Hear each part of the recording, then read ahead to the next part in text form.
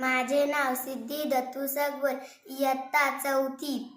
शाळेचे नाव जिल्हा परिषद प्राथमिक शाळा वाकी. मी माझ्या आवडत्या नेत्याविषयी बोलणार आहे. माझा आवडता नेता लोकमान्य बाळ गंगाधर टिळक. लोकमान्य बाळ गंगाधर टिळक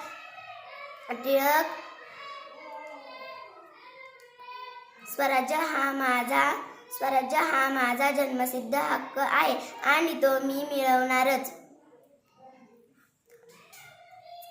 ही इतक्या स्पष्ट भाषेत सांगणारी सिंहगर्जना हीच लोकमान्य टिळक यांच्या 20व्या शतकाची